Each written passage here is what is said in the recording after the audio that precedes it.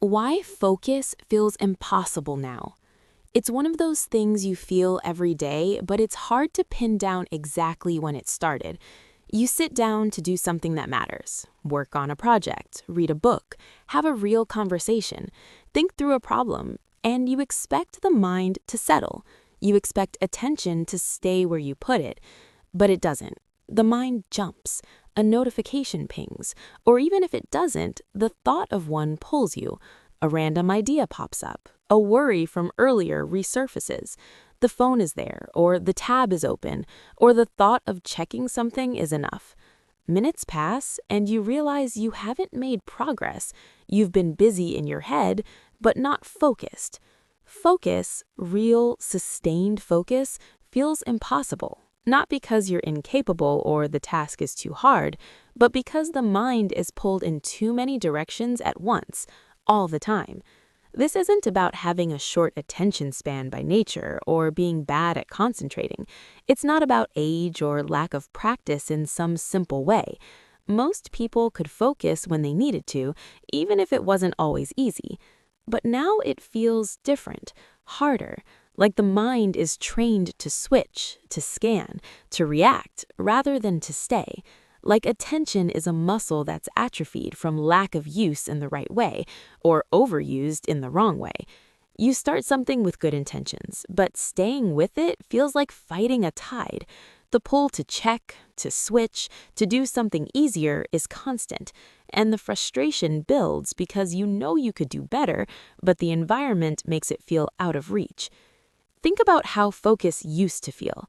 Even if it was never effortless, there were moments where you could sink into something, reading a book for hours without interruption, working on a project and losing track of time, having a conversation where you were fully present, listening and responding without half your mind somewhere else, playing as a kid, building something, or imagining a world, completely absorbed. Focus was possible because the world had fewer pulls, fewer immediate demands, fewer options for escape. Boredom was allowed. Silence was common. Attention had space to deepen because there was less competing for it. Now, the world is different. From the moment you wake up, attention is divided and demanded. The phone is the first thing many people reach for. Notifications, messages, feeds, updates. The mind starts jumping before the day even begins. Breakfast is eaten with a screen or audio. The commute is filled with podcasts or scrolling. Work starts with emails and messages that need immediate reply. There's no gentle ramp into focused effort. Everything is on all the time. The workday is a constant fragmentation of attention. Emails interrupt, messages ping, meetings pull you away, tasks overlap. Even when you try to focus on one thing, the mind is trained to expect interruption. Breaks are filled with quick checks or distractions. The brain gets rewarded for switching, for reacting, for staying on top of everything. Deep focus, the kind where you lose track of time and make real progress, feels rare. You get things done, but in small bursts. The big things, the ones that require sustained attention, stay unfinished or feel exhausting to even start. Reading feels the same. You pick up a book or article with good intentions, but the mind wanders after a few pages. You check how much is left. You think about something else. You reach for the phone. The pull to something shorter, faster, more stimulating is strong. Deep reading, the kind where ideas sink in and connect, feels harder. Attention scatters before it can deepen. Conversations suffer too.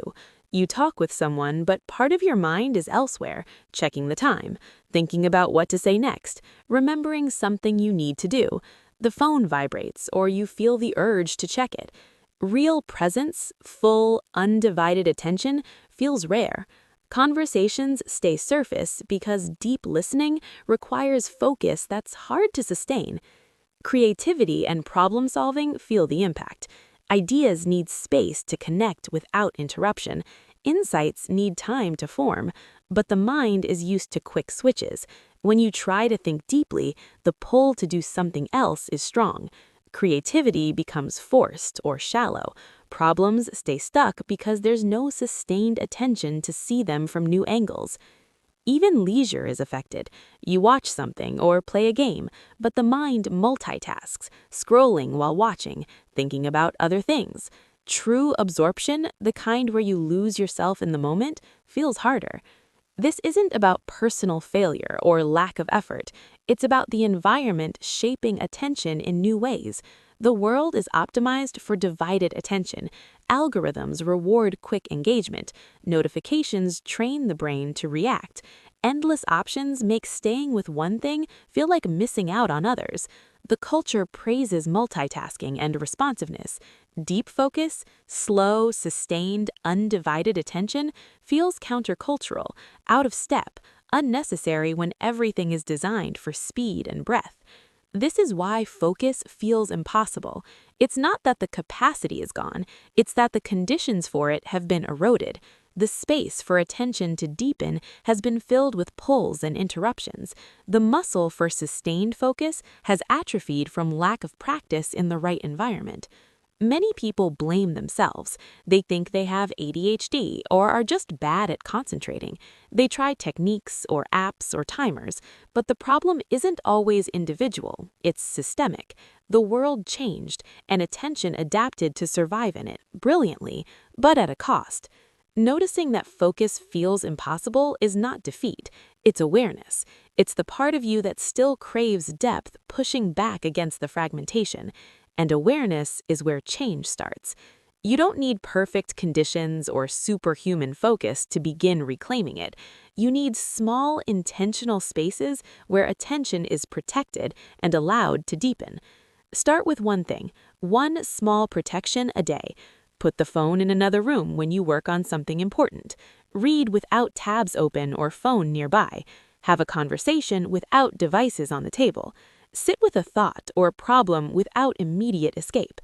These small protections will feel hard at first. The mind will rebel. It will feel boring or anxious. That rebellion is normal. It's the conditioned part pushing back. With repetition, the rebellion softens. Attention starts to stay longer. Focus begins to return, not as something you force, but as something you allow by removing the biggest pulls. Focus feels impossible now because the world made it hard, but that difficulty is not permanent. It can be noticed, protected, and slowly, intentionally reclaimed. Focus is still there. It's waiting for the space we stopped giving it. All it takes is choosing one small space, one moment, one breath, and letting focus begin to deepen again.